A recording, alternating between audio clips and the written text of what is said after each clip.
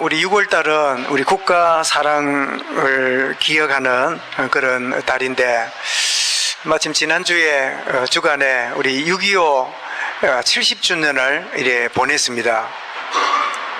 여기 계시는 분 중에는 6.25를 경험하고 기억하는 분들이 많지 않을 줄 아는데, 저도 전후 세대에 태어났기 때문에 역사를 보고 이렇게 알게 되는데, 참 6.25가 참 50년도 터져가지고 53년 7월 27일에 휴전을 하게 되면서 우리나라는 지금 종전국이 아니고 휴전국입니다. 언제 전쟁이 터져도 될 만큼 휴전하고 있는 이런 가운데 있는데, 돌이켜보면 이 70년이라는 이 세월이 저 북녘 땅은 뒷걸음질을 치고 있고 한국은 앞서가고 있는 이런 불균형의 남북한의 모습을 보기도 하는데, 제가 문득 우리 6.25 때 일어났던 그 피해를 보니까 우리 대한민국의 군인 사상자나 실종자가 62만 명이에요. 그래서 북한에 있는 그 미군 유해를 이렇게 미국에다 보낸다고 보냈는데, 그 보낸 것 중에 169가 우리 한국 군인이라고 돌아온, 우리 이번 주에 이런 뉴스를 보셨지요. 그래 70년 동안 남편을, 아버지를 보지 못했던 수많은 이 전사 가족들이 유고를 받아서 참 기뻐하고 눈물을 흘리는 장면을 본 줄 아는데요. 그런가 하면 민간인 사망자나 부상자나 실종자가 99만 명이에요. 그리고 유엔군으로 우리나라에 파견된 군인이 192만 명이 파견됐는데, 놀랍게도 유엔군이 우리 이 땅에 죽은 사람이 15만 명이 죽었어요. 참 낯선 땅에 와서 자기 땅도 아니면서 생명 걸고 이 나라를 지켜주었구나 하는 그런 빚진 우리의 마음을 놓칠 수가 없는데요. 참고로 북한 측에도 보니까 북한군이 사망하고 실종한 자는 우리가 62만 명인데 그게 64만 명이에요. 그러니까 더 희생을 더 많이 한 거죠. 또 중공군이 넘어와가지고 이제 결국은 우리가 남북 통일을 못하고 말았는데, 그 중공군 사망당하고 부상 입은 자가 97만 명이에요. 그 어마어마한 그 중공군이 우리나라에 넘어왔단 말이죠.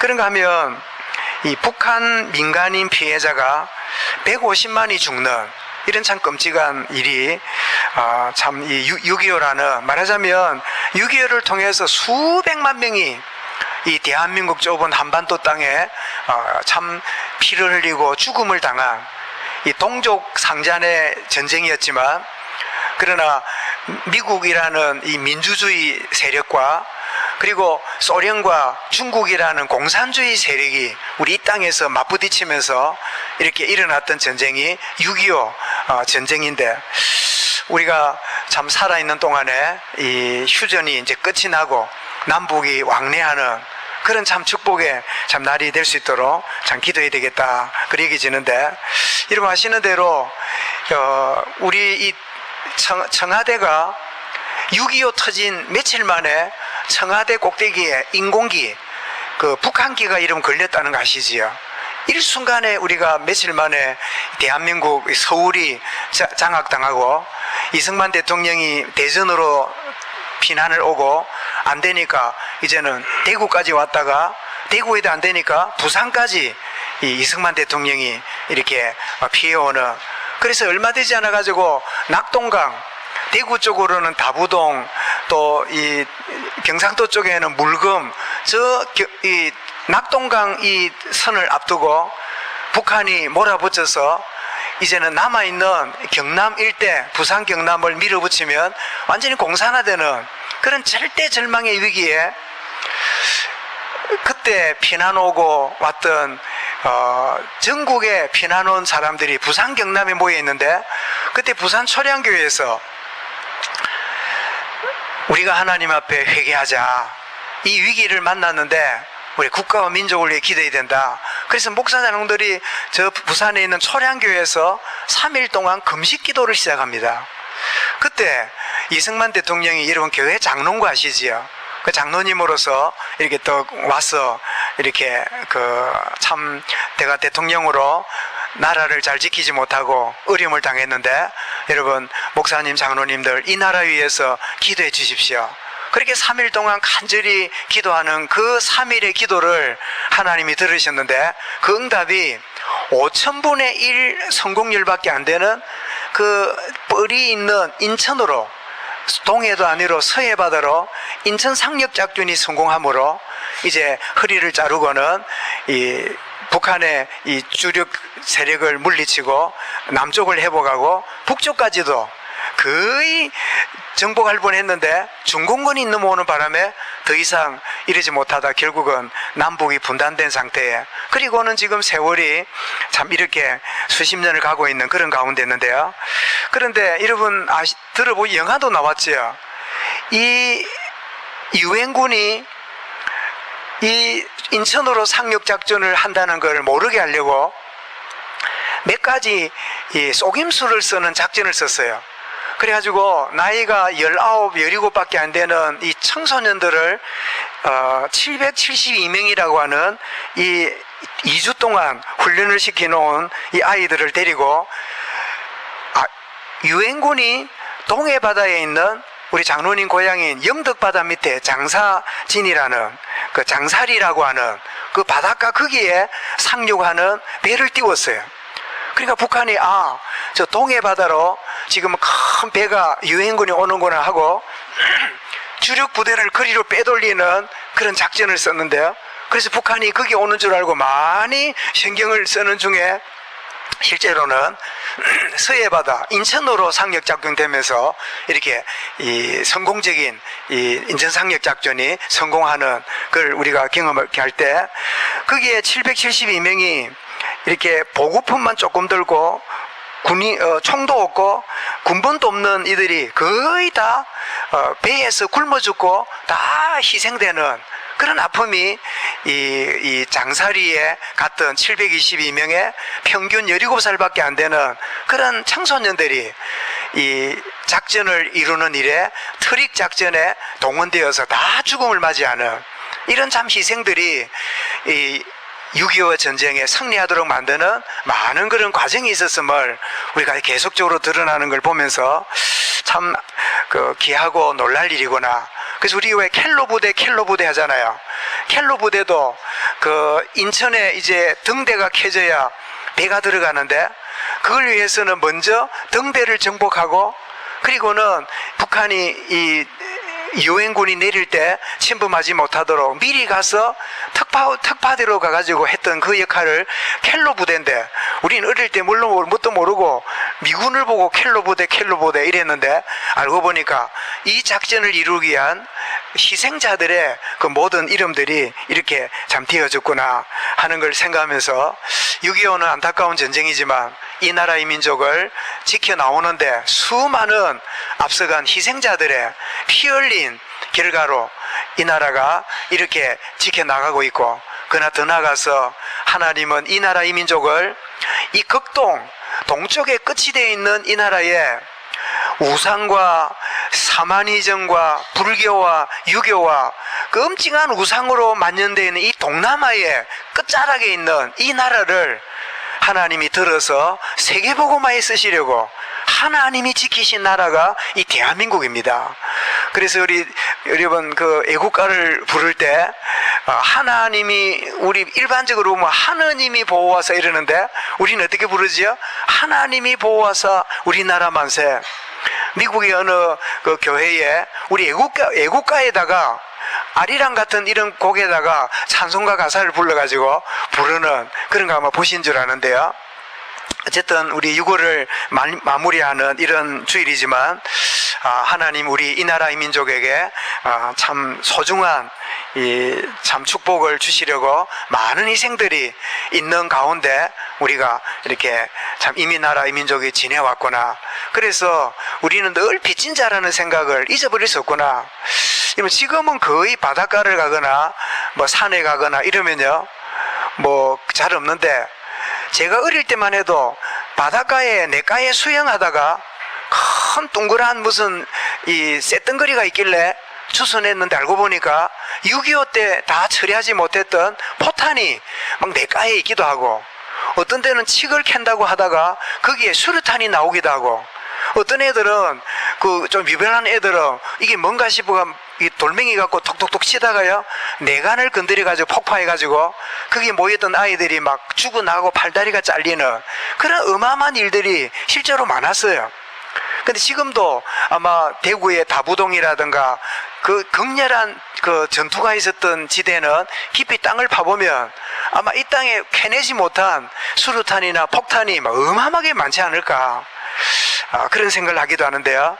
오늘 우리 예배하는 이 시간에 정말 하나님이 우리에게 주시는 이 조국의 이 참 발전을 두고 기도하면서 우리가 하나님의 은혜 받고 힘을 얻으면 이 나라의 민족을 하나님이 살피시는 축복의 하나님의 마음과 하나님의 눈이 있는 이 민족이 우리가 살고 있는 조국이다, 그런 마음을 가지고 이 6월 한 달을 잘 마무리했으면 좋겠습니다.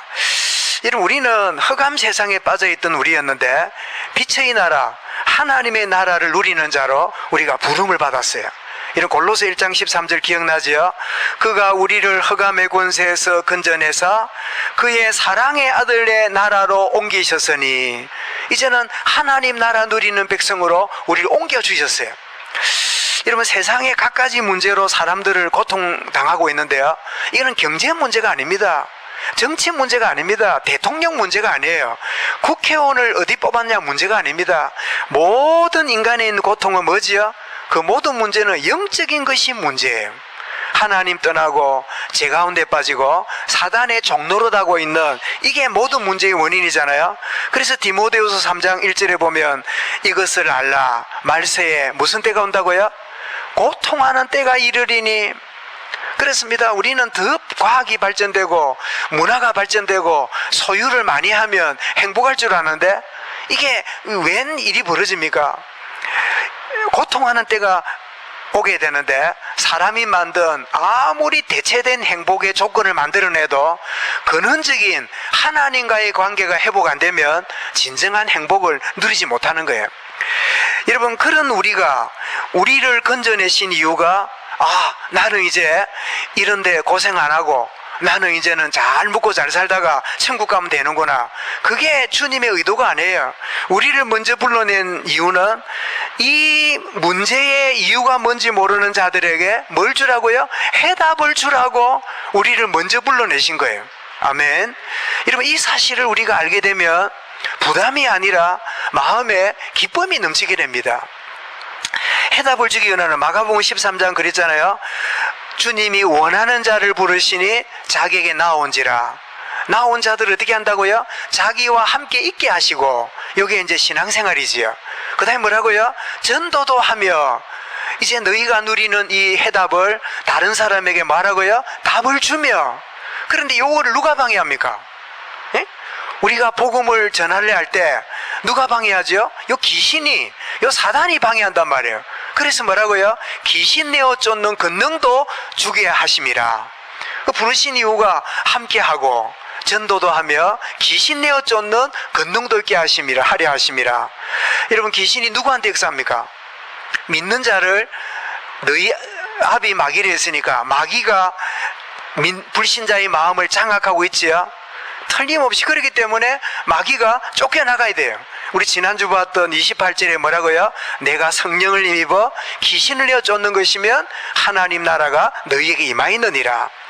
여러분, 주의 이름으로 기도함으로 모든 현장에 귀신이 쫓겨나가는 역사가 있음을 볼 수 있길 바랍니다. 그런데 귀신이 또 역사하는 대상이 누구냐? 누굴까요? 복음 전해야 될 우리 믿는 사람을 속여요.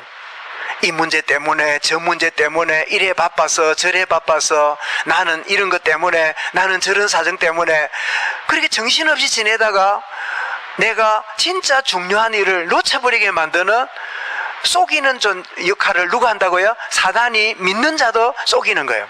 그래서 베드로전서 5장 7절 8절에 뭐랬습니까? 너희 염려를 다 주께 맡겨버리라. 너희 대적 마귀가 우는 사자처럼 산길자를 찾으려고 두루 다니느니라. 거기 너희 대적할 때 너희가 누굽니까? 불신자일까요? 믿는 자일까요? 믿는 자조차도 산길자를 찾으려고 두루두루 다니는 거예요. 그래서 귀신을 내어 쫓는 권능도 있게 하라 하심이라. 그 말에는 불신자에게 역사하는 어둠이 떠나가야 되고, 답을 줘야 될 너희들이 쏟고 있는 그런 가운데 어둠이 떠나가야 답을 주는 인생으로 살아야 되겠구나 라고 깨닫게 된다는 거예요. 뭐가 떠나갈 때? 귀신이 떠나갈 때. 목사님, 귀신 이야기를 왜 합니까? 성경에 귀신 내어 쫓는 권능도 있게 하려 하심이라. 제가 지난주에 누구를 만났더니 북한의 중국에서, 이분은 어릴 때 미국을 갔다가 미국 시민권자인데 중국에 와서 큰 사업을 하면서 교회도 잘 생기고 이랬던 분인데, 자기 회사에 어떤 분이 찾아와가지고, 집사님, 사장님, 지금 북한에서 탈북한 사람들이 중국 와가지고 뭐 이렇게 돈 벌고 이러는데, 여기서 이제 잡히면 북한으로 이렇게 강제 끌어넣으니까 한국으로 갈 수 있는, 한국으로 이렇게 올 수 있는 그런 길을 좀 열어주시면 어떻겠습니까? 그래 묻더래요. 자기는 미국 시민권자고 또 중국에 사업을 하니까 뭐 제법 지인들도 있고 하니까 그래 그럼 어떻게 하면 되는데 이랬더니, 한 사람당 600불 주면 한국까지 옮겨주는 브로커가 있대요. 600불 해봐야 한 70만 원이니까 한 사람 70만 원 줘서 자유 대한민국 보내면 그 참 착한 일이겠네, 주님이 기뻐하는 일이겠네. 이래가지고 이 사람이 오는 사람마다 집에 지워가지고 브로커 연결해가지고 베트남으로 보내서 베트남에서 한국 오는 이런 일을 자기가 하면서 한 35명을 그래 했대요. 할 때마다 교회 와서 예배 드릴 때마다, 주님, 저 어둠의 조직에서 건져서 내가 그 일을 할 수 있도록 은혜 주심을 감사합니다. 자기로서 너무 감사한 거예요. 그러면 이제 자기 집에 이제 오면 그 탈북자들 모아가지고 복음 전하고 예배하고 그렇게 한 다음에 있다가 브로커가 오면 이제 옮겨주고 이러는데, 그날도 6명 모여가지고 성경책 펴놨고 예배하는데 갑자기 문 두드리는 소리가 나가 열었더니요, 중국 경찰 공안이 덮친 거예요. 바로 현장에서 잡혀지면서 자기도 잡혀가고 탈북자도 전부 다 잡혀가고, 그래가지고 자기는 미국 시민권자니까 뭐 별일이 있겠나 싶었는데, 웬걸 당신도 중국이 해서는 안 되는 짓을 했기 때문에 그래 감옥에 들어가서 이 사람이 4년 동안 감옥살이 한 내용이 그 책 내용이에요. 제가 한 3분의 1쯤 읽었는데 그게 보니까 너무 미안한 거예요. 탈북도 이제 한국으로 보내도 못하고 나 때문에 감옥에 들어와서 같이 고생하는 이 사람들, 가족도 있고 형제도 있을 텐데 내가 잘못해가 이 사람들 이렇게 미련스럽게 뭐 법이 하면 안 된다는 거 알면서도 나는 미국 시민권자니까 뭐 괜찮겠지 뭐 이렇게 하다가 내가 이렇게 현장범으로 잡혀 감옥에 왔는데, 자기는 그래도 시민권자니까 미국이 있으니까 자기를 끄집어내 줄 거 아니에요, 언제라도.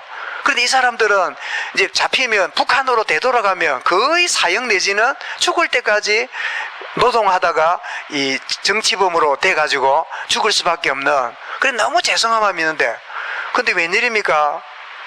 감옥에 왔던 사람들이 힘들어하면서도요, 그래서 이 사람들이 모두 한 사람 한 사람마다 뭐라고 말하는가 하면, 집사님, 그래서 이제 그 안에서도 자기는 시민권자고 하니까 예배할 수 있는 이제 여건을 주어서 이제 가끔 예배도 드리는데, 그래서 자기를 목사라고 부른대요. 그 스티브 김, 자기 미국 이름은 스티브고 김씨인데 김 목사님 이름 부른대요. 여러분 또 그 직장 생활에서 여러분 막 믿음을 펴내고 이러면 혹시 우리 강 집사님도 강 목사님 안 합니까? 예? 아직 안 합니까? 좀 있으면 이제 하게 될 거예요. 응? 이제 목사라 부르고 이럴 수 있거든. 그런데 이 자기 때문에 한국으로 오지도 못하고 감옥에서 이제 북한으로 가면 죽을지 모르는 기가 막힌 사람들인데, 이 사람들이 예배하고 이러면서요, 자기는 미안해가지고 얼굴을 쳐다보지 못하는데 그 한 사람 한 사람마다 뭐라고 원하냐니까, 집사님 두려워하지 마세요. 저는 이 탈북 한국 가는 게 목표였는데 여기서 복음 받고 내가 구원받게 된 거, 하나님 자녀 된 거, 나 이게 너무 감사하고 기뻐요. 내가 도달로 가게 되면 내 가족들과 집안에 복음 전하는 그런 내 생애를 살다가 나는 주님 앞에 갈 거예요. 이런 이야기를 모두가 다 하는 거예요. 자기는 좀 더 지혜롭게 못해가지고 이 사람들이 피해를 받네, 이 죄책감이 들었는데 하나님은 그들에게 은혜를 주셔가지고 그 모든 놀라운 일을 하고 계시는 거예요. 다른 여러분, 우리는 내가 이 어려움을 당하니까, 내가 이런 형편이니까, 내가 이런 사정이니까, 아이고 막 복음 전하고 이런 건 나중에 이런 사단의 속임수입니다. 지금 내게 주신 기회가 놓칠 수 없는 소중한 기회다. 나를 어두운 가운데 건지신 주님이 빛의 나라를 전달하는 자로 주님 나라를 사용하여 주옵소서. 뭐 할라 하지 말고 뭐 하면 돼요? 기도부터 하시면 돼요. 한번 따라 합시다. 기도부터 하시면 돼요. 그러면 하나님이 놀라운 일을 하시는 걸 보게 되잖아요. 자, 그런데 왜 우리가 알면서도 안 되는가 하면, 여러분, 세상 살리고 현장을 변화시키기 위해서는 이런 아는 것 갖고 안 돼요. 반드시 영적 힘을 얻어야 돼요. 여러분, 사람이 뻔히 알아도요, 힘이 없으면 아무것도 못해요. 여러분, 조그마한 또랑도 보통 때 내가 넘어갈 수 있었는데 막 그냥 몸이 안 좋고 밥도 못 먹고 며칠 동안 누워있다 일어나면요, 조그마한 또랑도 못 건너가요. 다리가 없기 때문일까요? 아니에요. 넘을 마음이 없었을까요? 마음도 있어요. 그런데 뭐가 없어요? 힘이 없어. 여러분, 영적 힘이 공급되는 축복을 누리시기 바랍니다. 사도행전 1장 8절에 오직 성령이 마시면 너희가 권능을 받고 땅끝까지 이르는 나의 증인 되리라. 알고 있지만 힘을 잃어버리면 아무것도 안 돼요. 그치?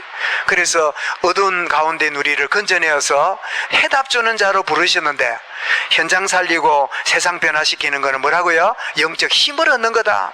그래서 초대교회 성도들이 알지만은 그들은 어디에 있었습니까? 마가다락방에 숨어서 두려워하고 있었잖아요. 그럴 때 성령이 임하게 될 때 그들이 힘을 얻고 가는 곳마다 증인으로 쓰임받게 되잖아요. 이 예배가 힘없는 예배가 될 수 있길 바랍니다. 여러분, 이 말씀 붙잡고 묵상하는 그 자리가, 여러분 운전대에 있든지 버스를 타고 있든지 사무실에 앉아 있든지 거래처 사람들과 만나고 있든지 그 순간에도 주여 나에게 영의 힘을 허락하여 주옵소서. 영적 힘을 얻는 은혜를 때마다 시마다 누리시기 바랍니다. 이게 하나님이 원하시는 부분이죠. 오늘 본문은 이 근본 문제 해결받지 못한 종교인들, 계속 예수님을 비난이나 하고 이 트집 잡는, 그런가 하면 예수님의 아우들조차도요, 복음 전하는 예수님 찾아가지고 막 집에 가자고, 집에 지금 책상하고 침대 주문 받아놨는데 그거 빨리 해줘야 돈 벌을 건데 돈도 안 되는지 왜 하냐고 막 그러면서 예수 아우들도 지금 예수님을 이해 못하고 하고 있는 이런 장면이 오늘 본문 내용이에요. 여러분, 인간은 하나님과 단절된 상태에 있는 상태지요. 이렇게 로마서 3장 23절에 모든 사람이 죄를 범하였음에 하나님 영광에 이르지 못하더니, 6장 23절은 뭐라고요? 죄의 삭은 사망이라. 죽은 다음에 지옥 가는 게 아니라 살아있는 이 지금도 뭐예요? 하나님과 단절된 영적 사망 상태에 사는 거예요. 이게 하나님과 단절된 인간이죠. 이런 표적을 구하는 종교인들, 와, 굉장히 믿음 있어 보이죠? 수많은 표적을 주님이 그들에게 보여주었잖아요. 그런데 또 표적 보여달래요. 믿으려고 보여달라는 겁니까? 트집 잡으려고 하는 겁니까? 트집 잡으려고. 그래서 마태복음 16장 15장의 1절에도 보면요, 바리새인과 사두개인들이 와서 예수를 시험하여 하늘로부터 온 표적을 보여주세요. 이렇게 계속 표적 말합니다. 믿으려고 하는 게 아니에요. 혹시 여러분 중에 진짜 하나님 계시면 내한테 딱 표적을 보여주면, 진짜 주님 계시면 내가 바라는 대로 딱 되면, 이런 생각하고 있는 분이 있으면 그거는 보여준다 한들 올바른 믿음이 아니에요. 이런 그 도마가 늘 그랬잖아요. 부활하신 주님 손을 만져보고 옆구리 손을 넣어보고 그러지 않으면 못 믿겠다고. 그러니까 예수님이 오셔가지고 만져봐라, 손을 집어넣어봐라. 그런 다음에 뭐라고요? 네가 본 거로 믿느냐?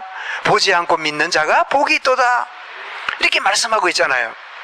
여러분, 그럴 때 예수님이 기가 차서 요나가 3일 동안 물고기 속에서 회개한 내용을 내가 표적으로 너희들에게 알려주겠다 하고 이 요나가 3일 동안 물고기 뱃속에 있었던 이야기를 들려주시는데, 이거는 요나가 3일 동안 회개한 것도 있지만 예수님이 무덤에 3일 동안 있을 것을 예고하고 있는 그런 예언이기도 합니다.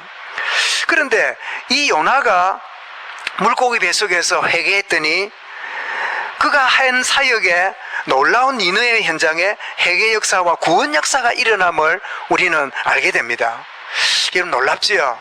요나가 하나님과 관계 회복되니까 요나가 가는 거기에 하나님 한 관계 회복되는 역사가 일어나게 되는 거예요. 여러분 지금 여러분이 가진 영적 상태는 이번 한 주간 응답과 연결됩니다. 이 시간에 하나님과의 관계가 깊어지면 여러분의 현장에 그 하나님의 응답이 그대로 임하게 되는 거예요. 예배에 승리하시기 바랍니다. 요나의 회개가 니느웨 회개가 일어나게 되지요. 그러면서 또 남방 여왕 서바라고 하지요. 솔로몬이 지혜를 들으려고 왔다. 그러면서 예수님이 요나보다 크니다, 그리고 솔로몬보다 큰 자다, 이렇게 말하면서 인간에게 필요한 것은 표적이 아니고 뭐가 우선이라고요? 하나님과의 관계가 우선이 되어야 된다. 그러면 여러분 하나님과의 관계가 회복되려면 뭐 하면 될까요? 그게 바로 회개입니다. 여러분 진정한 회개는 눈물을 흘리고 감정의 돌이킴이 아니라 하나님과의 관계 회복이 진정한 회개입니다. 여러분 마태복음 4장 17절에 주님의 첫 번째 메시지가 뭐죠? 회개하라 천국이 가까웠느니라. 여러분 천국 이야기를 하기 전에 뭐라고요? 회개한 자만이 천국의 부유함을 누리게 된다는 거예요. 여러분 깨끗하지 못한 그릇에 아무리 좋은 음식을 담아도 오염되지 그 음식은 유지되지 못하잖아요. 우리의 심령이 회개해야 된다는 거예요. 누가복음 5장 32절에도 내가 의인을 부르러 온 것이 아니요 죄인을 불러 회개시키러 왔노라. 우리는 구원 이렇게 너무 값싸게 말하는데 거기에는 어떤 과정이 있다고요? 회개가 있어야 돼요. 회개 없는 구원은 있을 수가 없어요. 그래서 나는 구원받았다, 나는 구원받은 5가지 확신이 있다, 나는 구원받은 10가지 발판이 있다, 좋은데 진정한 회개를 통과하지 않는 구원은, 그것은 여러분 늘 헷갈려요. 또 그렇다고 복음 모르면서 율법적으로 옛날처럼 막 회개하고 부흥회하면 막 눈물 흘리고 막 뒹굴고 그런 감정적인 회개, 그 말을 하는 게 아닙니다. 진정한 회개는 뭐라고요? 하나님과의 관계 회복이다. 이게 진정한 회복이지요. 이런 누가복음 15장 10절에 내가 너희에게 이르노니 죄인 한 사람이 회개하면 하나님의 사자들 앞에 기쁨이 되느니라. 여기 보면 죄인 한 사람이 구원받으면 안 하고 뭐라고요? 회개하면. 왜냐? 회개야말로 참된 구원의 첩경이기 때문에, 회개야말로 하나님과 관계회복이 되기 때문에 이렇게 말씀하는 거죠. 이런 사도행전 2장 38절에도 베드로의 메시지를 들었던 사람들이 형제 어찌할꼬, 마음에 찔려 형제 어찌할꼬, 그렇게 37절에 말하니까 38절에 베드로가 이렇게 답합니다. 너희가 회개하여 각각 예수 그리스도 이름으로 세례를 받고 죄의 사함을 받으라. 그리하면 성령을 선물로 받으리라. 이런 회개는 구원에 이르는 중요한 단계가 되고, 진정한 회개는 하나님과의 관계 회복이에요. 그렇다면 이 종교인들이 표적 달라고 할 게 아니라 무슨 메시지 받아야 돼요? 주님 회개합니다. 하나님 잘 믿는 척하고 하나님을 겉으로만 섬기고 왔던 위선을 회개합니다. 이렇게 돼야 될 일인데 오히려 표적 보여달라고 이러면서 그냥 난리를 피우는, 여러분 한번 물어보십시다. 표적을 보여달라는 요구를 여러분 받고 거기에 표적 가지고 한번 싸워보겠다고 산에 모였던 사건이 하나 있었어요. 구약에. 무슨 사건일까요? 예? 힌트, 갈멜산입니다. 누구지요? 이방 선지자들과 그리고 하나님의 선지자 엘리야가 거기에 지금 영적 대기를 붙었잖아요. 그럴 때 850명이, 여러분 엘리야가 한번 불이 많은 걸 이렇게 어떤 신이 진짜인지 보자 하고 부를 때 850명이 평소에 기적을 행했단 말입니까? 그런 게 없었단 말입니까? 물어보십시다. 그들이 그런 게 있었기 때문에 온 걸까요? 아무것도 없는데 왔을까요? 있었어요. 그들도 부르짖고 이러면 뭐가 임했어요. 뭔가 그들도 병든 자, 문제 있을 때요, 이렇게 하면 있었어요. 무당이 부닥거리 하면요, 귀신이 좀 들어줍니다. 그래가지고 그 집에 장사도 잘 되게 하고, 아프던 사람이 며칠 동안 일어나 돌아다니고, 그러다가 안 되니까 또 째야 돼요. 500만 원짜리 안 되니까 1000만 원짜리 또 굿도 해요. 그러면 또 한 보름 동안 또 괜찮아요. 그런데 또 귀신이 와요. 성경이 뭐랬다고요? 한 귀신 나갔다가 7 귀신 들어오거든. 이 원리를 모르니까, 무당은 아는지 모르는지 그 수입이 들어오니까 해달라는 대로 해주고, 또 답답한 사람은 뭐 돈이 지금 문제가 아니라, 그러니까 막 큰 돈 들여서라도 그런 일을 해요. 850명의 이 거짓 선지자가요, 평소에 표적을 여러분 행하고 있었어요. 그런데 놀랍지요. 그날 그 장소에는 그들이 평소에 했던 흑암 역사가 있을 수가 없었어요. 그러면 한번 물어보겠습니다. 표적을 보여달라는 이 종교인들이 평소에 그들 사이에도 표적이 있었을까요? 없을까요? 있었어요. 왜냐? 여러분, 지난주 말씀을 받은 중에 예수님이 귀신을 쫓아내니까 예수는 귀신의 왕 바알세불 이름으로 쫓아낸다 하고 또 비난했잖아요. 그럴 때 예수님이 이런 말씀을 했습니다. 한번 보십시다. 여러분 27절 한번 볼까요? 27절에 보면, 내가 바알세불을 힘입어 귀신을 쫓아내면, 그 다음 뭐라고요? 너희 아들들은 누구를 힘입어 쫓아내느냐? 요 종교인들 자기 그룹에도 뭐가 있었어요? 귀신 쫓아내고 요런 게 제법 있었어요. 여러분, 그러면 표적 다 보여달라 이 말은 예수님의 권위에 맞짱 떠보자 이거예요. 여러분, 오늘날 종교인들은 복음을 안 받습니다. 왜? 복음, 너 기독교나 우리 종교나 다를 거 없어. 우리 종교나 너그 종교나 별 차이 없어. 맞짱 떠보자. 그래, 기도하면 병 낫냐? 우리도 이게 목탁 두드리면 병 나. 여러분, 특별히 불교인 중에 가만히 앉아가지고 묵상하고 명상하는 그룹은 조계종이에요. 조계종은 돌아다니기도 안 하고요, 계속 부처되려고 들어앉아 있는 그게 조계종이라. 그 조계종 절에 가면 조용합니다. 목탁 두드리는 소리밖에 없어. 그런데 병고침을 위해서 있는 그 종파가 있는데 그게 천태종이라. 여기 우리 저 위에 큰 진해 중부교회 뒤쪽에 있는 큰 절이 있죠. 그게 조계종이 아니고 천태종이에요. 천태종은 뭐냐? 병든 사람 불러놓고요, 계속 두드려요. 그렇게 하면 어떤 일이 벌어져요? 병든 자가 일어나요. 그 두드리다가 잘 안 되면 본사에 보내요. 본사가 어딥니까? 구인사로 보냅니다. 구인사가 천태종에 말하자면 본부거든. 그래서 여러분, 저도 한번 그 집회가 있어가지고 한번 구인사를 일부러 가봤더니요, 구인사 가면 1년 12달 수만 명이 거기에 막 사람들이 오고 가는데 이유가 뭘까요?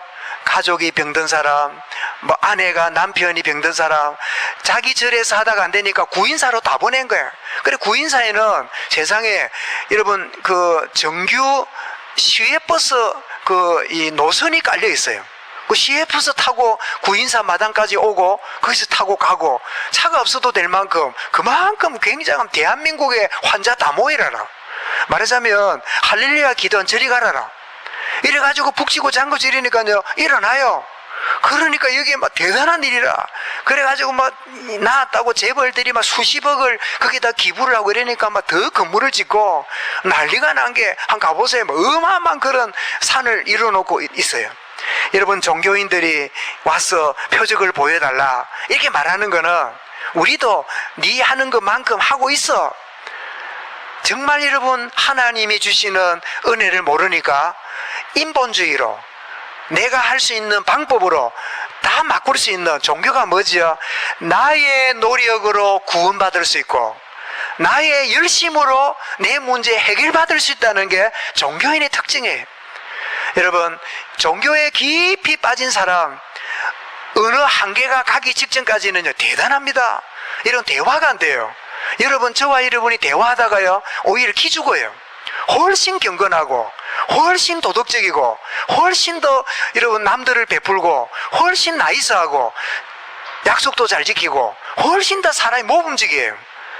그런 앞에요 안 돼요. 어느 날 그 사람들이 한계가 와야 돼.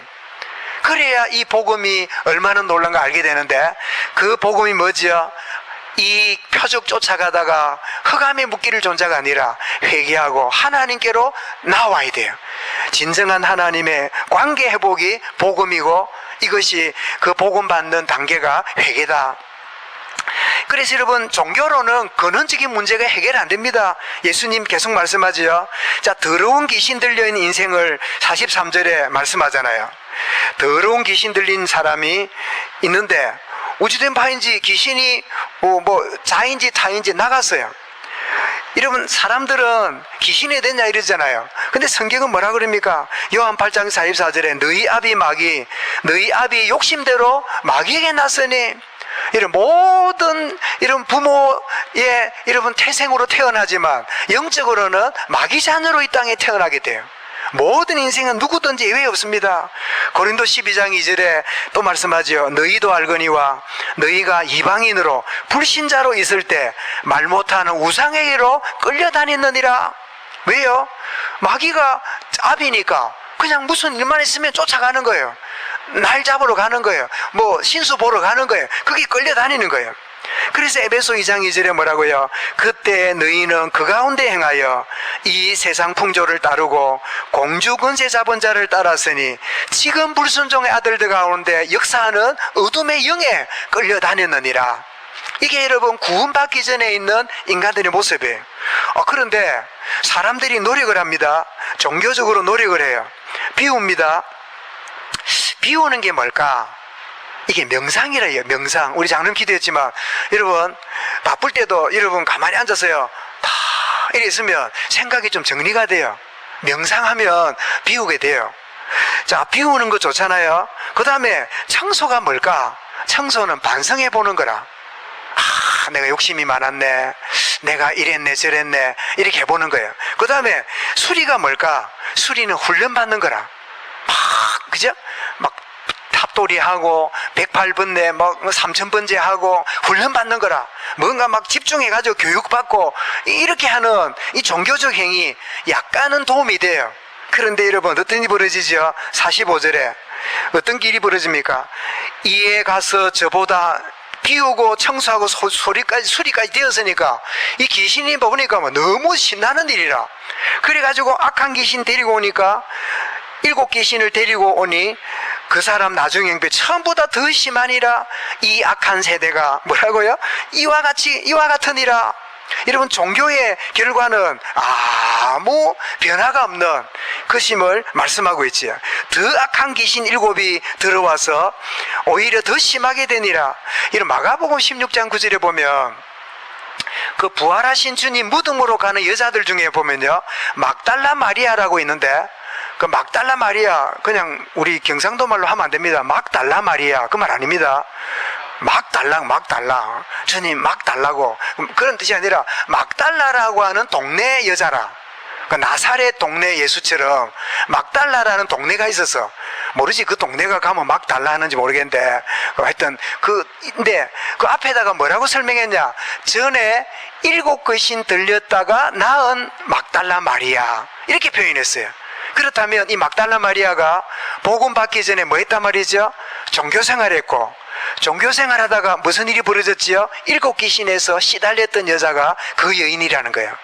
그랬던 그 여인이 그리스도로 말미암아 답을 받았으니까 어떻습니까?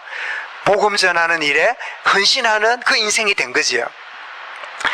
여러분 예수가 그리스도임을 깨달아야 우리 근원적인 문제, 뿌리가 해결됩니다. 여러분 종교는 겉모양만, 종교는 그 사람만, 종교는 그냥 심리적인 변화만 일으킬 뿐이지 복음만이 우리의 근본과 뿌리가 해결이 돼요. 여러분 41절 42절에 뭐랬습니까? 내가 요나보다 크니라. 그 다음에 42절에는 뭐라고요? 솔로몬보다 크니라. 무슨 말씀입니까? 오직 인생의 해답은 종교가 아니라 하나님의 보내받은 그리스도 메시아로 말미암아 인생 문제의 해답을 얻게 되는 거다. 이 요나가 큰 사역을 하고 솔로몬이 지혜를 주었는데 그것과 비교할 수 없는 이가 누구라고요? 내가 바로 하나님의 약속하신 메시아다. 그 말씀을 더 하고 있는 거예요. 여러분, 하나님이 누구를요? 예수님을 우리에게 유일한 구원자로, 유일한 해결자로 보내주셨는데, 이 축복을 받은 저와 여러분은 종교에서 빠져나왔어요. 할렐루야. 그죠? 요한 14장 6절에 내가 길이요 진리요 생명이다. 사도행전 14장 12절에 뭐라고요? 다른 이로서는 구원받을 수 없으니 천하 인간에게 구원받을 만한 다른 이름을 주신 적이 없느니라. 뭐 이 종교나 저 종교나 똑같잖아요. 뭐 기독교인들은 독설적이라고 딱 자기들만 그런다고 그러면서 뭐라 그럽니까? 유엔 종교처럼 뭐든지 좋은 걸로 등산 논리를 말합니다. 여러분, 우리 저 뒤에 보면 그 시루봉이라는 그 산꼭대기 바위가 이렇게 떡시루처럼 떡을 쌓은 것처럼 되어 있는 시루봉이라는 산꼭대기가 있어요. 저 산꼭대기 올라가려면 길이 하나일까요? 여러 개 있을까요? 여러 개입니다. 마찬가지로 모든 종교는 같다는 거야. 이 길로 가나 저 길로 가나 부처라고 말하나 예수라고 말하나 공자라고 말하나 똑같다는 거예요. 여러분, 그거는 뭐와 같아요? 안 가본 사람이 때깔지기는 거예요. 예수님 주님 뭐라고요? 다른 이로서는 구원받을 수 없다고 하나님이 내놓으셨는데 하나님의 만드신 길을 저버리고 내가 노력해서 그래서 진짜 나는 구원받고 나는 영원한 이 백성이 되었다. 그런 사람이 절에 다니다가 있다면 절에 가도 돼요. 성당 가서 그런 걸 누리고 있다가 성당 가도 돼요. 여러분, 저 유교 가서 그 구원의 간격이 있는 사람이 있다면 그거 가면 돼요. 거기 가면 사람을 평안하게 하고 여유 있게 하고 또 표정을 밝게 하고 이렇게 만들 수는 있지만 근원적인 문제 해결이 안 돼요. 그래서 벌써 오래됐죠. 그 불교의 유명한 살아있는 여러분 부처라고 했던 성철 스님이 죽으면서 무슨 말을 남기고 죽었지요? 법어를 남겼는데 일반 사람 해석도 못해. 그런데 뭐라고 나왔습니까? 내가 일평생 남녀를 속인 죄가 커서 수미산보다 커서 저 무간지옥에 떨어지니 내 한이 망갈래나 되는구나. 그리고는 죽었어요. 그죠? 하나라도 내가 이제 여기서 돌을 닦고 드디어 나는 구원받았으니까 너희도 그렇게 해라 이러면 좋겠는데 그분이 책을 쓴 첫 장에 뭐라 한답니까? 내가 왜 불교를 택했냐? 길을 내가 찾으려고. 내가 왜 불교를 안 떠나고 있냐? 길을 못 찾았기 때문에. 언제 불교를 떠날 거냐? 길을 찾으면. 그런데 결국은 찾지 못하고 죽었어요. 주님은 간단하게 말씀하여 내가 그 길이요 그 진리요 그 생명이다. 나를 통하여 아버지께로 올 자 길이 되느니라. 여러분, 이 축복이 우리에게 여러분 간접이든 직접이든 주어졌다. 얼마나 감사한 일이에요. 여러분, 종교의 한계로부터 우리가 해방받은 구원받은 하나님의 자녀된 거 늘 감사하는 기쁨이 충만할 수 있기 바랍니다. 자, 그렇다면 내가 종교 생활을 하고 있는 자인지 종교에 빠져나온 복음 안에 들어와 있는지를 아는 중요한 이 하나의 테스트 하는 게 있습니다. 그게 뭐냐니까 인간관계, 사랑관계를 어떤 관점으로 보느냐에 따라서 종교 생활하고 있는 사람인지 아니면 복음 누리고 있는 사람인지 알 수 있음을 주님이 뒤에다가 붙여놓은 거예요. 뭐라고 말씀합니까? 자, 예수님의 육신의 가족이 찾아옵니다. 46절에 말하려고 이랬는데 마가복음 3장 31절에는요 말하려고 예수의 어머니와 동생들이 예수님을 불러내었다 그랬어요. 불러내었다 그랬어요. 그거 잊지 말고 빨리 나오라고. 또 뭐 하던가 하면 이렇게 이해하고 들으십시오. 여러분, 남편이 퇴근해가지고 집에 올 생각 안 하고 자꾸 노름한다는 소문을 들어요. 그날도 보니까 온다 했는데 보니까 2시간이 지났는데 안 와. 그래가지고 그 모이는 데를 가니까 이제 여러분 노름하는 데 가면요 내가 갔다는 말이가 듣기를 노름판을 열어주고 두당 10,000원 받고 라면 같은 거 끓여주고 뒷 봐주는 그런 역할을 하는 사람도 있다고 들었어요. 망도 봐주고. 그래 이제 아줌마가 이제 또 가보니까 그 이제 라면 끓여주고 해주는 그 아줌마 하나 있거든. 뭐 자기가 직접 남자들인데 못 들어가잖아요. 그럼 어찌합니까? 그 아줌마 보고, 아주머니 김씨, 내가 김씨 마누라인데 김씨 좀 불러내달라고. 자기가 들어가서 이러기는 너무 남편 자존심 상하니까 그 김씨 좀 밖에 나오라 하라고, 마누라 왔다고 라는 분위기로 예수님 어머니와 동생이 예수님 부르는 분위기가 급하니라. 그 말은 예수님이 잘하고 있다는 뜻일까요? 쓸데없는 짓을 하고 있다는 것을 의미할까요? 쓸데없는 짓을 한다는 거예요. 아니 지금 빨리 책상 같은 거 만들고 이래야 돈도 벌 건데 돈도 안 되는 짓을 하면서, 욕먹는 짓을 하면서 그 있는 예수를 참다가 와가지고 불러내는 거예요. 그렇게 하는데 그 이유가 뭘까요? 여러분 요한복음 그 7장에 보면, 마가복음 6장에 보면 그 나사렛 사람들이 그 예수님을 비난하고 배척하는 고향 사람들을 봅니다. 그런 분위기들이 마리아와 예수님의 동생들도 그 영향을 좀 받은 것 같아요. 그래서 예수님을 요한복음 7장에 보면 세상적인 출세자로, 그래서 요한복음 7장에 보면 동생들이 이럽니다. 형님, 제 식으로 표현하는 겁니다. 형님이 보니까 뭐 출세하고 싶은 모양인데 하려면 여기 촌에 있지 말고 저 유대로 올라가세요. 예루살렘 올라가서 좀 이름을 내든지 그래 하세요. 자꾸 동네에서 자꾸 시끄럽게 동네 사람 막 자꾸 비난 받지 말고 그래서 하라고. 출세하려면 저 서울로 가라고. 뭐 이러면서 예수님 동생도요, 예수님을 아주 은근히 비난하는 그런 소리를. 그 이유를 요한복음 7장 5절에 보니까 그 형제들이 믿지 아니하기 때문이라. 늘 어린 예수를 보고 함께 살아다 보니까 예수님을 그냥 좋은 형, 그냥 아주 성실한 형. 그런데 어느 날 보니까 정신이 돌아서 자기를 메시아래, 하나님의 아들이래. 아이고, 이렇게 못 먹고 사는 이 집안, 목수 집안에 메시아가 난다는 거, 그 형제들도 이해가 안 돼. 이런 마리아도 예수님을 뵈고 성령으로 잉태됐다는 이야기를 들었잖아요. 그런데도 세월이 오래 가다 보니까 언약이 희미하이, 동네 사람 말하지, 그 밑에 아이들이 말하지, 이러니까 마리아조차도 좀 헷갈리는 가운데 믿지 않는 결과로 와가지고 예수님을 그렇게 말하는 거예요. 그런데 여러분, 이랬던 이들이 십자가의 주님의 죽음과 부활을 체험하면서 그들의 인생이 변화가 되었어요.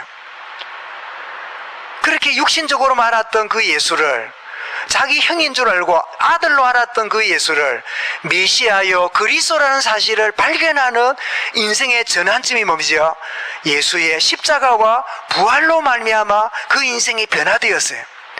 오늘 말씀 제목이 부활의 주님을 진정으로 만날 때 그 인생이 변화됩니다. 사랑하는 부모된 여러분, 여러분 자녀들이 이러고 저러고 할 때 여러분들이 참고적인 이야기도 하지만 여러분이 진정으로 기도하시기 바랍니다. 부활의 주님을 만남으로 변화되는 역사가 있게 하여 주옵소서. 여러분 가족이나 주변에 왜 저래 믿음이 안 생기고 변화가 안 일어날까 그래 싶거든. 자꾸 잔소리하지 말고 부활의 주님 그 영에 임하사 부활의 주님 만남으로 변화가 일어나는 역사를 보게 하여 주옵소서. 여러분 기도를 바꾸시기 바랍니다. 그러면 여러분 그 대상자가 일단 놀랍니다. 왜냐? 잔소리가 끊어지면 사람이 자꾸 이쯤 되면 잔소리하고 저러면 잔소리 하던 사람이 안 하잖아요. 그럼 일단 놀랍니다. 왜 안 하지? 두 번째로 겁을 냅니다. 저 못 안 왔다가 지금 큰 소리 치려고 그러나? 그리고 또 한 가지는요, 이상한 두려움이 찾아옵니다. 잔소리 들을 때는 그 잔소리를 배격하는 것 때문에요, 하나님 의식을 안 하는데, 가까이에 잔소리 하던 사람이 잔소리가 없으면요, 딱 조용하잖아요. 그러면 내가 이래 살면 하나님이 나를 그냥 안 둘 건데, 이런 생각이 들어요. 물어보겠습니다. 1번, 목사님 그래도 계속 할 겁니다, 잔소리. 2번, 주님께 맡기고 기다리랍니다. 2번. 1번 하랍니까? 2번 하랍니까? 2번 하시기 바랍니다. 왜? 1번은 변화되지 않는 사람에게 던져주는 그 말은요, 인간관계만 자꾸 무너져요. 자꾸 잔소리만 돼요. 듣기 싫어해요. 한마디만 되면 됐거든요. 내가 다른 이야기를 하고 싶은데도 너 있잖아 됐거든요. 왜냐하면 가까운 사이일수록요, 말을 하면 다 아는 이야기로 들려서 식상한 말이 돼요. 그런데 어느 날 이런 일이 벌어져도 저런 실수를 해도 아무 말도 안 해. 그러면요, 당사자가 두려워합니다. 가만히 있어라. 이 어찌 된 거지? 그 정도만 해도요, 여러분은 무슨 소리 듣는지 압니까? 야, 변화됐네. 야, 저분 변화됐네.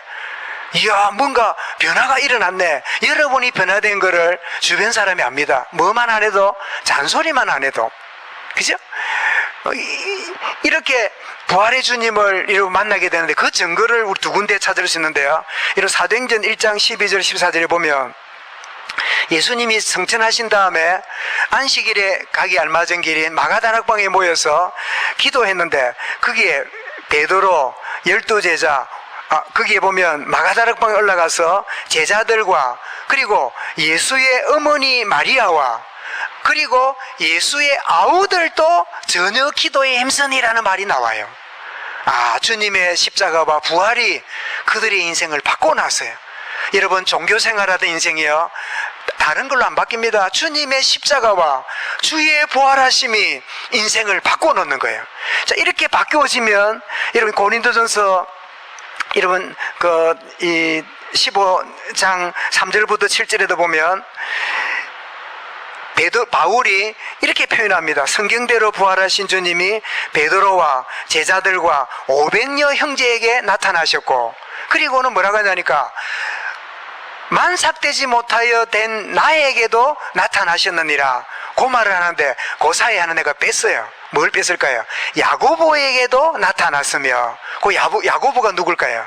요 야고보는 야고보서를 기록한 사람이고 예수님의 바로 밑에 동생이에요. 그러니 예수님을 제일로 오해하고 예수님을 미쳤다고 빨리 집에 가서 일이나 하자고 그렇게 주동했던 사람이 누구냐? 야고보였어요. 그랬던 야고보에게 누가 임했다고요? 부활의 주님이 나타났어요. 그 순간에 나의 형님, 나의 가족이 아니라 나의 주, 나의 그리스도십니다. 이 비밀을 깨닫는 전환점이 일어났음을 이 두 군데서 보게 돼요. 여러분, 그렇다면 결론이 바로 그겁니다. 여러분, 나는 부활의 주님을 만남으로 변화를 누리고 있는가? 고린도 15장 여러분 17절 그 상반절에 누구든지, 그죠? 부활하신 그리스도 안에 있으면 뭐라고요? 새로운 피조물이라. 아멘. 저와 여러분이 그리스도로 말미암아 새로운 피조물이 되었어요. 그러면 그 하반절에 보니까 이전 것은 옛 사람이죠. 지나갔으니 보라 새 것이 되었도다. 새 사람이 된 거예요. 그러면 우리가 새로운 피조물 그리고 새 것이 되었다는 증거가 뭐지요? 사람 대하는 게 다릅니다. 사람 대하는 방식이 복음 모르는 사람이 대하는 거하고 새로운 피조물이 된 사람이 사람 대하는 거하고 다릅니다. 그게 바로 복음이 깊어질수록 하나님과의 관계와 사람과의 관계가 달라집니다. 그것을 여러분 오늘 주님이 뭐라고 말씀합니까? 어머니와 동생들이 왔는데요. 이러니까 예수님 뭐라 그러죠? 이렇게 말씀합니다. 49절에 손을 내밀어 제자들을 가르쳐 이르시되, 48절 봐야 되겠네요. 대답에 이르시되 누가 내 어머니며 내 동생들이냐? 누가 내 어머니며 내 동생들이냐? 그 종교인들은 뭐라고요? 밖에 서 있잖아요. 그런데 주님은 뭐라고요? 뭐라고 말씀합니까? 누가 내 어머니며 내 동생들이냐? 그러면서 48절에 49절에 손을 내밀어 제자들을 가리켜 이르되 나의 어머니와 나의 동생들을 보라. 지금 밖에 육신의 어머니와 동생이 서 있는데 예수님 뭐라고요? 말씀 듣고 복음 누리고 있는 자를 보고 뭐요? 나의 어머니와 나의 동생들을 보라. 이게 여러분 복음의 관점이에요. 여전히 육신적인, 여전히 그냥 거기에 매여있는 인생이 아니라 복음은 우리가 육신적으로 소중하게 여기는 그 수준이 아니라 뛰어넘는 다른 관점이 있음을 말씀하지요. 그러면서 여러분 뭐라고 말씀합니까? 50절에 누구든지 하늘에 계신 내 아버지의 뜻대로 행하는 자가 내 형제요 자매요 어머니니라. 그렇다면 여러분 한번 정리해 보십시다.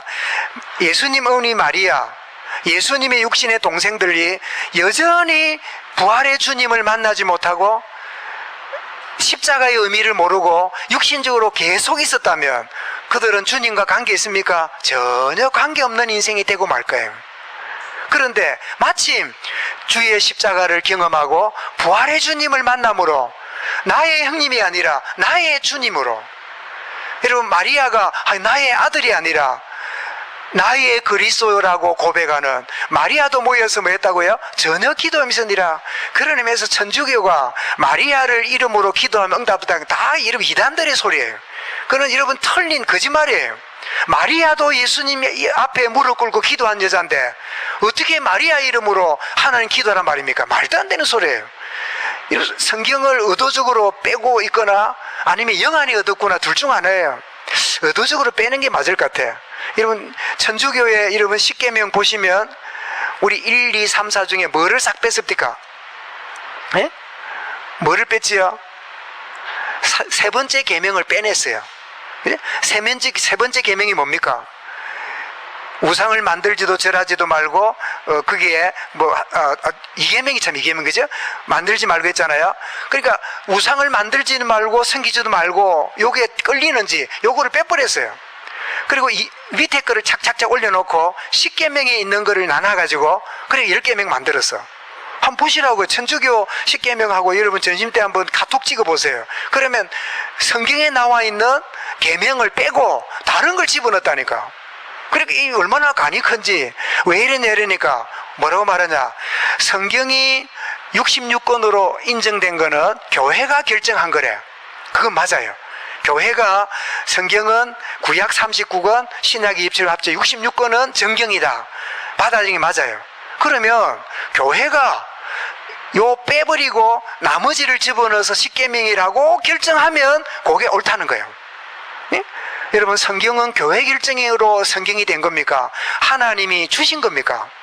하나님이 주신 의도가 없는 교회 결정을 하면 된다는 거예요. 그럼 교회 결정을 마지막으로 딱 두드리는 사람이 누구예요? 응?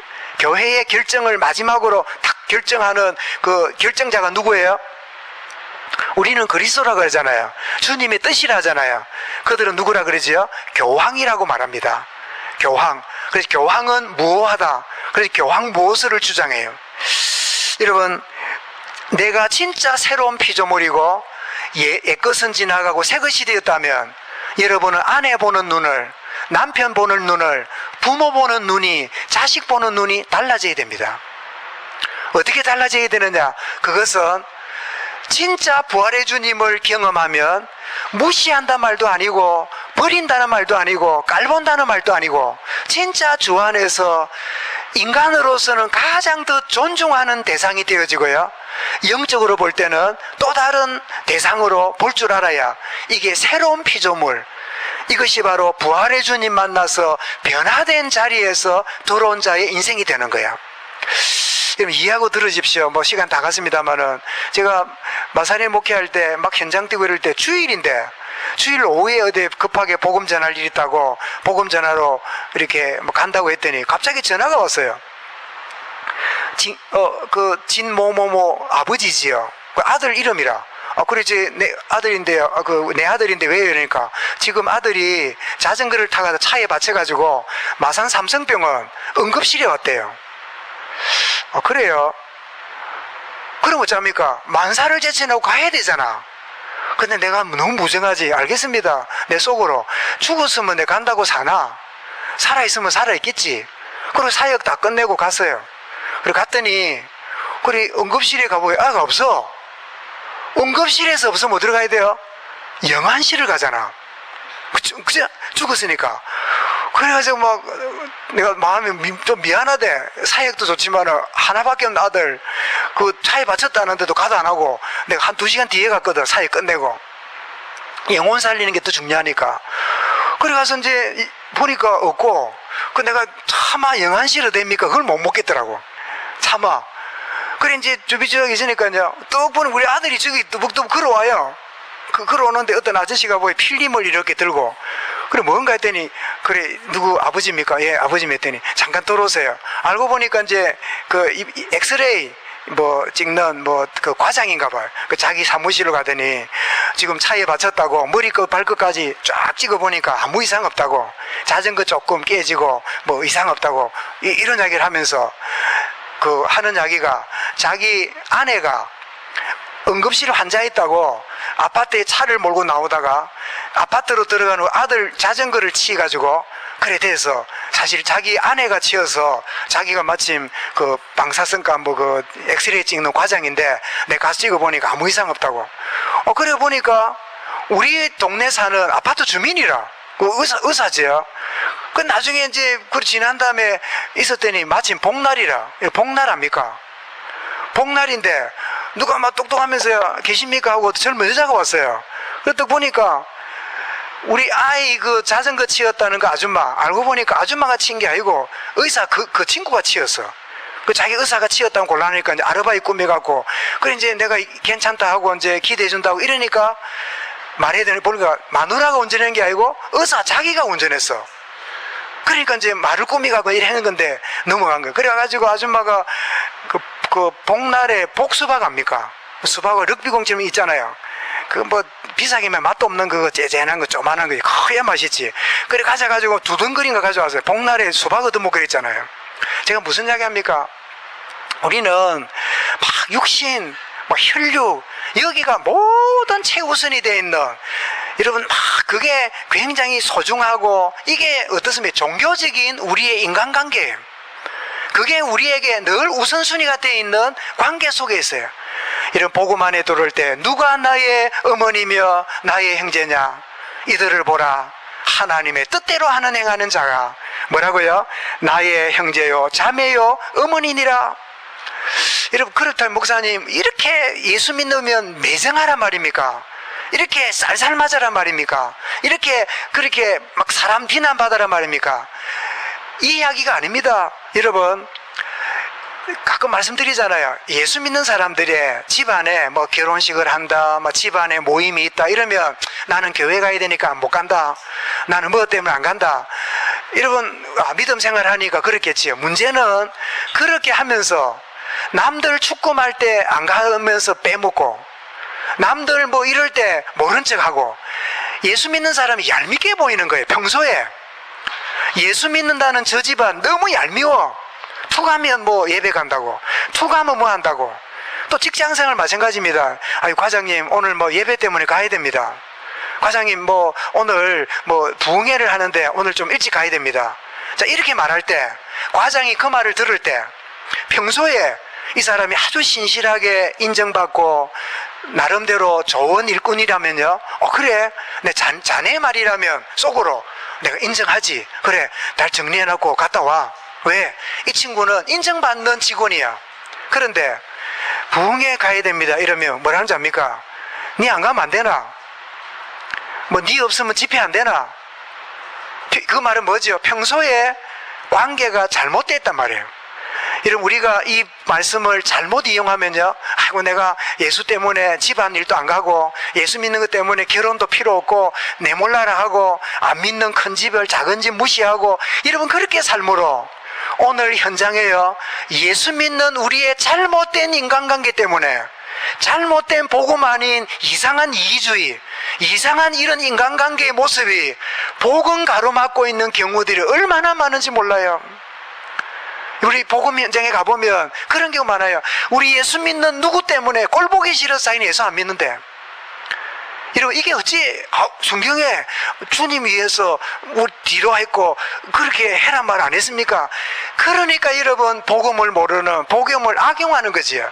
진짜 여러분 하나님과의 관계가 회복되면 말씀의 정신이 있으면 뭐라고요? 주 너희 하나님을 사랑하고 내 이웃을 뭐처럼요?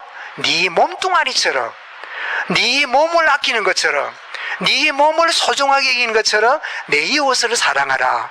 이것이 율법의 정신이요, 이것이 바로 복음이니라. 사실은 이 많은 주제를 한꺼번에 다루는 부담들이 있지만, 그러나 오늘 전체 하나님과 관계 단절된 인간이 종교 가지고 해결 안 된다. 그렇다면 그리스도로 말미암아 변화되었다면 변화된 증거가 뭐냐? 변화된 증거는 하나님과 인간관계에서 드러난다. 이 드러나는데 매정하고 나는 믿음 생활하니까 저거는 안 쳐다보고 그런 의미가 아니라 오히려 진짜 보고 말고 나니까 보고 모르는 사람을 더 섬기고 돌아보고 그 자주 말씀하잖아요. 딱 가야 되는데 주일 때 가고 못 간다면요 토요일 날 가서 10만 원 할 거 12만 원 하고 오세요. 그러면 불신자가 우리 할 때는 나는 가졌는데 이 소리 하지만 속으로 뭘 한답니까? 아 그래 사람은 왔다 가도 남는 거는 뭐지요? 돈만 남아. 그러면 남들이 하는 것보다 조금 더 하고 가면요 야 저거 봐라 일부러 시간 내가지고 축금도 더 하고 간다. 그러면요 안 와도 나중에 뭘 하는 자입니까? 니는 오지 마라 안 와도 된다. 니는 안 와도 괜찮으니까 그 속으로 축금만 좀 더 해라. 여러분 결국 불신자들이 보는 거는 다른 데 있는 게 아니지요. 여러분 정말 부활의 주님 만났다면 우리 인생이 변화되면 변화된 것을 누가 봐요? 인간관계 속에서 나타나게 됩니다. 인간관계 잘하려 하지 말고 부활의 주님과 동행하고 그 주님과 함께하는 가운데 이 놀라운 열매와 역사가 여러분 전도도 하며 귀신 내어 쫓는 건동도 깨알하심이라 이 축복의 증인으로 나아가는 이 한 주간 저와 여러분 생애 되시기를 주 이름으로 축원합니다. 주님 감사합니다. 참 종교의 틀에 묶여있는 인생 아무리 노력해도 한 귀신 나갔다가 7 귀신 들어오는 꼴을 볼 수밖에 없는데 정말 부활의 주님 십자가의 주님을 만나며 부활의 주님을 함께할 때 새로운 피조물로 모든 관계가 새롭게 되는 이 은혜를 우리에게 주심을 말씀해 주심을 감사합니다. 주여 성령으로 깨닫게 하시고 이 말씀에 약속 붙들고 인도받는 우리 모든 생애 되도록 역사하여 주옵소서. 오늘 부름받은 하나님의 자녀들이 하나님과의 관계뿐 아니라 사랑 관계에서 모든 사람에게 참 인정받는 참 배려하며 사람들을 살리는 자로 쓰임받는 우리의 걸음걸음 되도록 주님 주관하시고 역사하여 주옵소서. 주 예수 그리스도 이름으로 기도드리옵나이다. 아멘.